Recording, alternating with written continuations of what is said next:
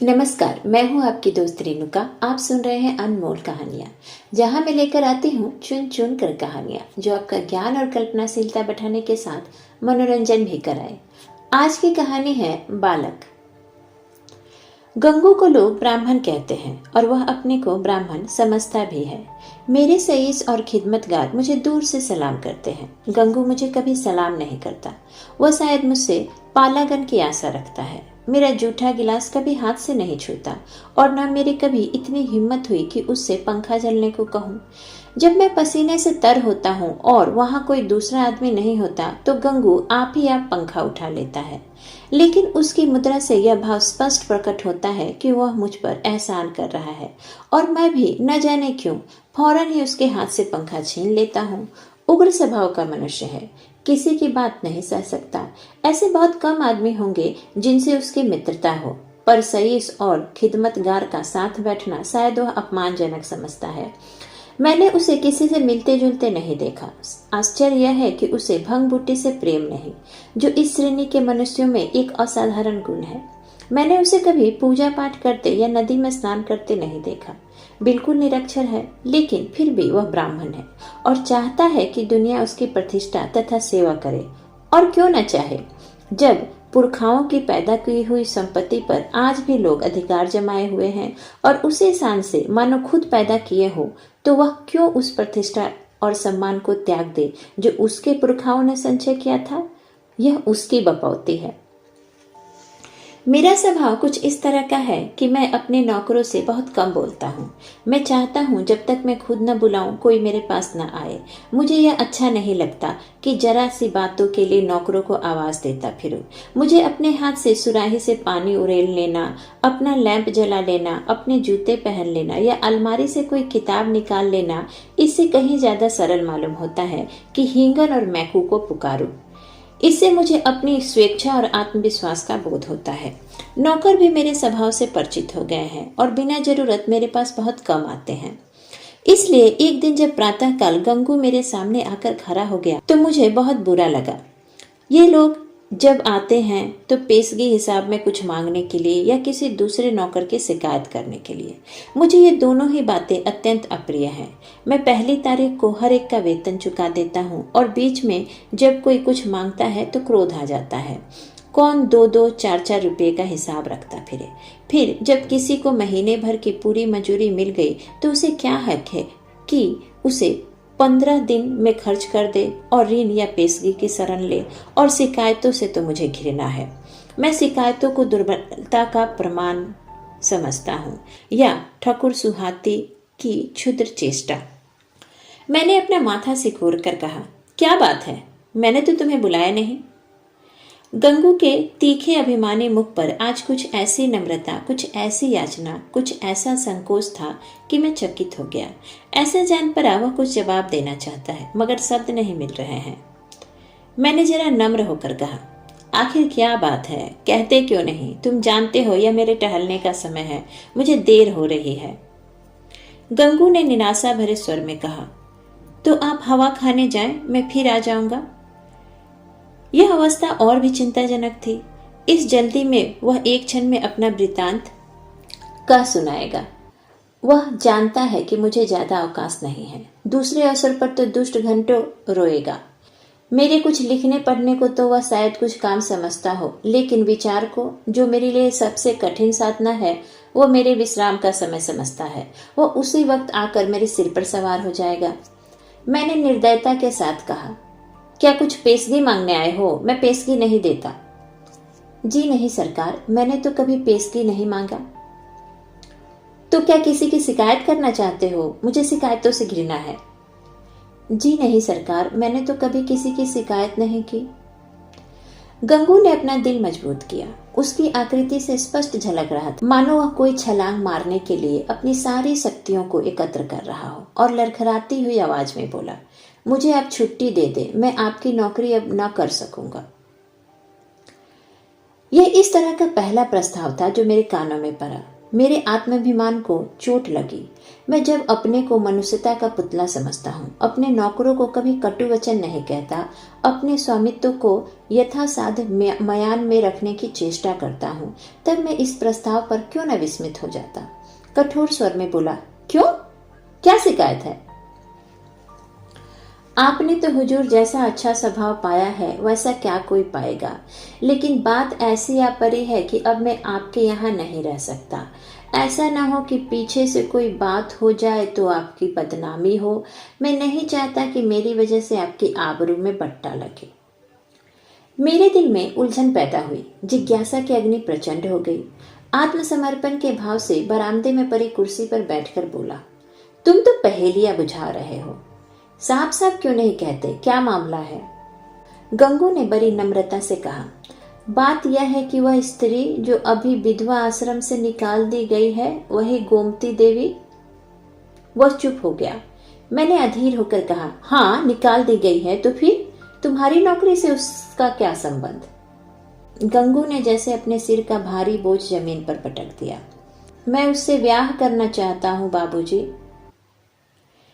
मैं विस्मय से उसका मुंह ताकने लगा। यह पुराने विचारों का पोंगा ब्राह्मण, जिसे नई सभ्यता की हवा तक न लगी, उस कुलटाक से विवाह करने जा रहा है, जिसे कोई भला आदमी अपने घर में कदम भी न रखने देगा। गोमती ने मोहल्ले के शांत वातावरण में थोड़ी सी हलचल पैदा कर दी। कई साल पहले वह विधवाश्रम में रहने आई थी। 3 बार आश्रम के कर्मचारियों ने उसका विवाह कर दिया था, पर हर बार वह महीने 15 दिन के बाद भाग आई थी। यहाँ तक कि आश्रम के मंत्री ने अब की बार उसे आश्रम से निकाल दिया था।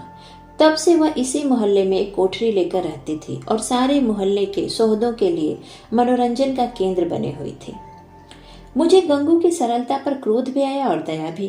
इस गधे को सारी दुनिया में कोई स्त्री ही न मिलती थी जो इससे ब्याह करने जा रहा है। जब वह 3 बार पतियों के पास से भाग आई तो इसके पास कितने दिन रहेगी? कोई गांठ का पूरा आदमी होता तो एक बात भी थी, शायद साल 6 महीने टिक जाती।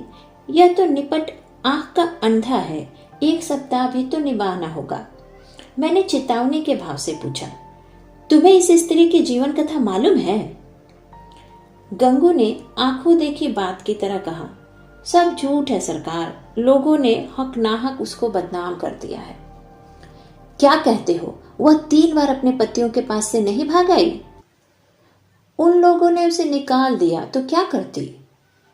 कैसे बुद्धू आदमी हो, कोई इतनी दूर से आकर विवाह करके ले जाता है और हजारों रुपए खर्च करता है इसलिए कि औरत को निकाल दे। गंगू ने भावुकता से कहा, जहाँ प्रेम नहीं हुजूर, वहाँ कोई स्त्री नहीं रह सकती। स्त्री केवल रोटी कपड़ा ही नहीं चाहती, कुछ प्रेम भी तो चाहती है।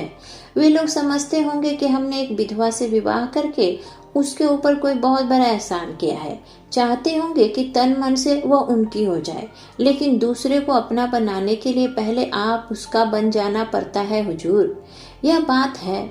फिर उसे एक बीमारी भी है, उसे कोई भूत लगा हुआ है, कभी कभी बकझक करने लगती है और बेहोश हो जाती है। और तुम ऐसी स्त्री से विवाह करोगे? मैंने संदिग्ध भाव से सिर हिलाकर कहा, समझ लो जीवन करवा हो जाएगा। गंगू ने शहीदों के से आवेश से कहा, मैं तो समझता हूं मेरी जिंदगी बन जाएगी बाबूजी, आगे भगवान की मर्जी। मैंने जोर देकर पूछा, तो तुमने तय कर लिया है? हाँ हुजूर। तो मैं तुम्हारा इस्तीफा मंजूर करता हूं। मैं निरर्थक रूढ़ियों और व्यर्थ के बंधनों का दास नहीं हूँ, लेकिन जो आदमी एक दुष्टा से विवाह करे उसे अपने यहाँ रखना वास्तव में जटिल समस्या थी। आए दिन टंटे बखेरे होंगे, नई नई उलझने पैदा होंगी, कभी पुलिस दौड़ कर आएगी, कभी मुकदमे खड़े होंगे, संभव है चोरी की वारदातें भी हो। इस दलदल से दूर रहना ही अच्छा। गंगू क्षुधा पीड़ित प्राणी की भांति रोटी का टुकड़ा देखकर उसकी ओर लपक रहा है। रोटी जूठी है, सूखी हुई है, खाने योग्य नहीं है, इसकी उसे परवाह नहीं। उसको विचार बुद्धि से काम लेना कठिन था। मैंने उसे पृथक कर देने ही में अपनी कुशल समझी। 5 महीने गुजर गए। गंगू ने गोमती से विवाह कर लिया था और उसी मोहल्ले में एक खपरेल का मकान लेकर रहता था। वह अब चाट का खोचा लगाकर गुजर बसर करता था। मुझे जब कभी बाजार में मिल जाता तो मैं उसका क्षेम कुशल पूछता। मुझे उसके जीवन से विशेष अनुराग हो गया था।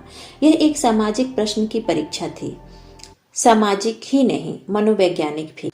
मैं देखना चाहता था कि इसका परिणाम क्या होता है। मैं गंगू को सदैव प्रसन्न मुख देखता।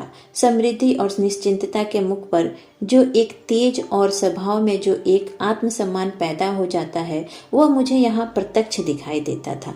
रुपए 20 आने की रोज बिक्री हो जाती थी। इसमें लागत निकालकर 8-10 आने बच जाते थे।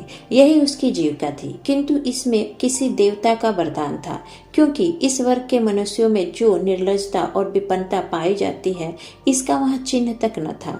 उसके मुख पर आत्मविकास और आनंद की झलक थी, जो चित्त की शांति से ही आ सकती है। एक दिन मैंने सुना कि गोमती गंगू के घर से भाग गई है। कह नहीं सकता क्यों। मुझे इस खबर से एक विचित्र आनंद हुआ। मुझे गंगू के संतुष्ट और सुखी जीवन पर एक प्रकार की ईर्ष्या होती थी। मैं उसके विषय में किसी अनिष्ट की, किसी घातक अनर्थ की, किसी लज्जास्पद घटना की प्रतीक्षा करता था। इस खबर से इस ईर्ष्या को संतावना मिली। आखिर वही बात हुई जिसका मुझे विश्वास था। आखिर बच्चा को अपनी अदूरदर्शिता का दंड भोगना पड़ा। अब देखे बच्चा कैसे मुंह दिखाते हैं। अब आंखें खुलेंगी और मालूम होगा कि लोग जो उन्हें इस विवाह से रोक रहे थे, उनके कैसे शुभचिंतक थे। उस वक्त तो ऐसा मालूम होता था मानो आपको कोई दुर्लभ पदार्थ मिल रहा हो, मानो मुक्ति का द्वार खुल गया है। लोगों ने कितना कहा कि यह स्त्री विश्वास के योग्य नहीं है, कितनों को दगा दे चुकी है, तुम्हारे साथ भी दगा करेगी, लेकिन इन कानों पर जू तक न रहेगी। अब मिले तो जरा उनका मिजाज पूछूं। कहूं क्यों महाराज, देवी जी का यह वरदान पाकर प्रसन्न हुए या नहीं? तुम तो कहते थे वह ऐसी है और वैसी है। लोग उस पर केवल दुर्भावना के कारण दोष आरोपित करते हैं। अब बतलाओ किसकी भूल थी? उसी दिन संयोगवश गंगू से बाजार में भेंट हो गई। घबराया हुआ था, बदहवास था, बिल्कुल खोया हुआ। मुझे देखते ही उसकी आंखों में आंसू भर आए, लज्जा से नहीं व्यथा से। मेरे पास आकर बोला, बाबूजी, गोमती ने मेरे साथ विश्वासघात किया। मैंने कुटिल आनंद से लेकिन कृत्रिम सहानुभूति दिखाकर कहा, तुमसे तो मैंने पहले ही कहा था, लेकिन तुम माने ही नहीं। अब सब्र करो, इसके सिवा और क्या उपाय है? रुपए पैसे ले गए या कुछ छोड़ गई? गंगू ने छाती पर हाथ रखा। ऐसा जान पड़ा मानो मेरे इस प्रश्न ने उसके हृदय को विदीर्ण कर दिया। अरे बाबूजी, ऐसा न कहिए, उसने धेले की भी चीज नहीं छुई। अपना जो कुछ था वह भी छोड़ गई। न जाने मुझ में क्या बुराई देखी। मैं उसके योग्य न था और क्या कहूँ। वो पढ़ी लिखी थी, मैं करिया अक्षर भैंस बराबर। मेरे साथ इतने दिन रही, यही बहुत था। कुछ दिन और उसके साथ रह जाता तो आदमी बन जाता। उसका आपसे कहाँ तक बखान करूं हुजूर। औरों के लिए चाहे जो कुछ रही हो, मेरे लिए तो किसी देवता का आशीर्वाद थी।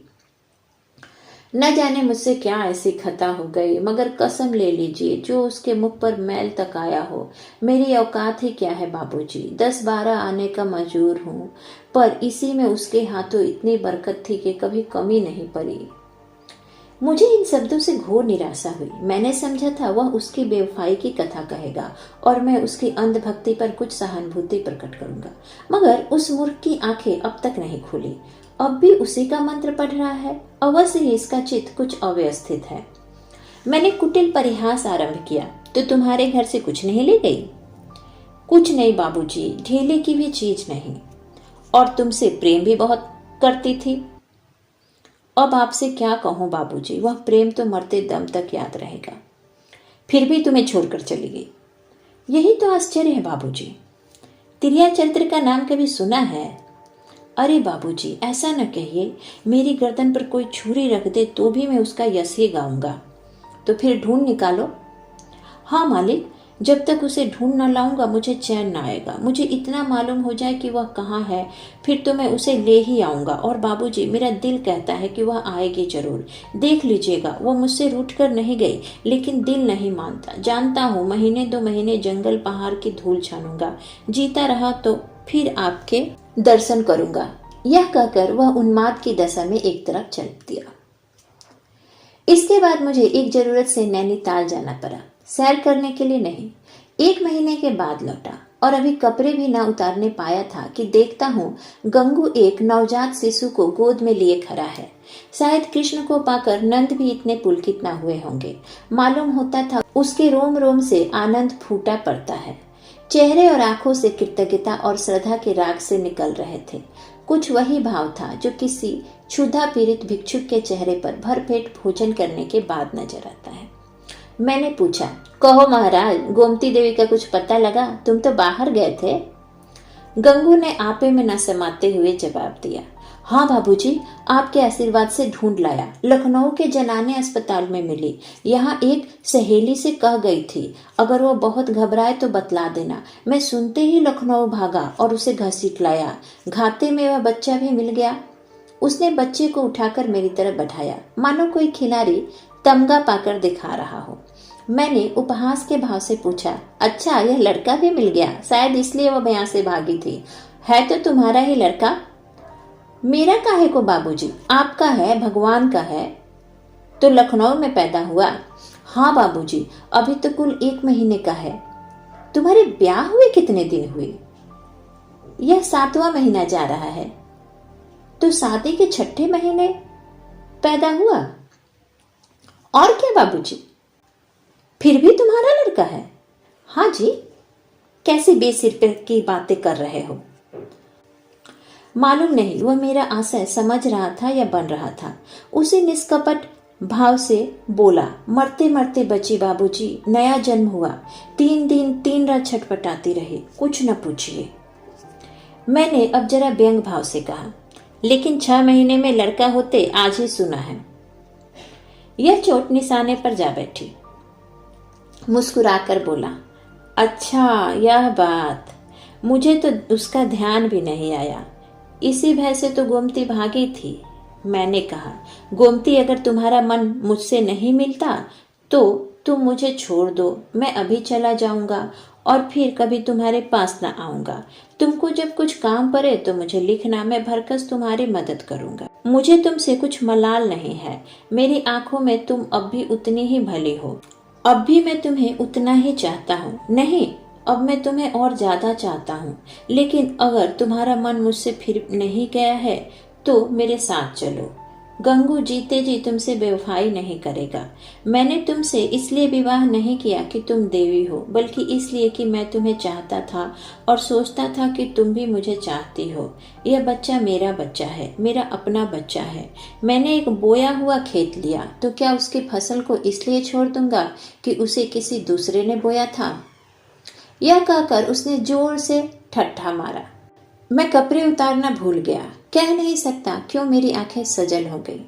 न जाने वो कौन सी शक्ति थी जिसने मेरी मनोगत घृणा को दबाकर मेरे हाथों को बढ़ा दिया। मैंने उस निष्कलंक बालक को गोद में लिया और इतने प्यार से उसका चुंबन लिया कि शायद अपने बच्चों का भी न लिया होगा। गंगू बोला, बाबूजी, आप बड़े सज्जन हैं। मैं गोमती से बार बार आपका बखान किया करता हूँ। कहता हूँ चल एक बार उनके दर्शन करा, लेकिन मारे लाज के आती ही नहीं। मैं और सज्जन? अपनी सज्जनता का पर्दा आज मेरी आंखों से हटा। मैंने भक्ति से डूबे हुए स्वर में कहा, नहीं जी, मेरे जैसे कलुषित मनुष्य के पास वह क्या आएगी। चलो मैं उनके दर्शन करने चलता हूँ। तुम मुझे सज्जन समझते हो। मैं ऊपर से सज्जन हूँ पर दिल का कमीना हूँ। असली सज्जनता तुम में है और यह बालक वह फूल है जिससे तुम्हारी सज्जनता की महक निकल रही है। मैं बच्चे को छाती से लगाए हुए गंगू के साथ चला। इसी के साथ मैं आपसे विदा लेती हूँ। फिर मिलूंगी एक नई कहानी के साथ। तब तक आशा करती हूँ कि आप कहानियाँ सुनते रहेंगे और करना नहीं भूलेंगे लाइक, शेयर एंड सब्सक्राइब।